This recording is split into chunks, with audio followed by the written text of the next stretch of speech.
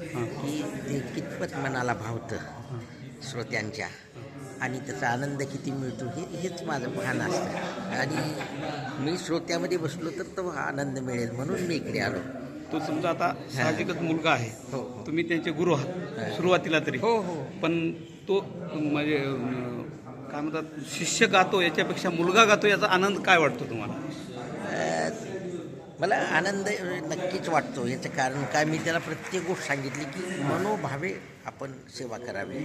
जेही करायचं आहे ते श्रोत्यांना ऐकवताना आपले देव आहेत ईश्वर त्यांना आळवायचे या दृष्टीने प्रत्येक गोष्ट मनस्वी करायची. गाताना पूर्ण डेहोट होऊन गायचं, त्या ह्याला प्रामाणिक राहायचं एवढंच आहे. ते मी नेहमी पाहतो की तो करतो, तो प्रयत्न अखंड करत आहे. त्यामुळे लोकांच्या ते हृदयाला भिडतं आणि जेव्हा हृदयाला आनंद होतो तेव्हा आत्मा संतुष्ट होतो.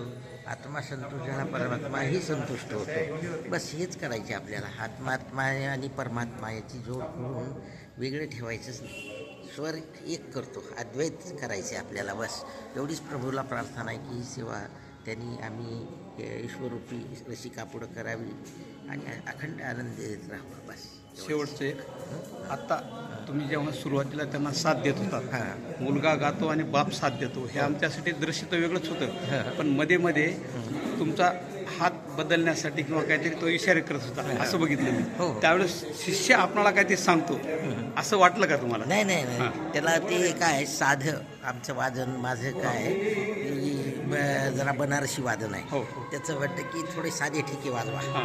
नेहमीच तो सांगतो जरा मला साधं, कारण काय अभंग असतो ना हा. हो, हो, हो. तर आमचं जरा बनारसी लग्गे असतात. बरोबर. तर त्याला ते टिपिकल जे असतात ना साध्या राहावं वाटतंय आणि आमचं ते गुणगुजत येतं आहे आम्हाला. बरोबर. तेव्हा मी म्हणतो हो हो ठीक आहे तुझं ऐकतो असं. दुसरं काय. धन्यवाद. धन्यवाद.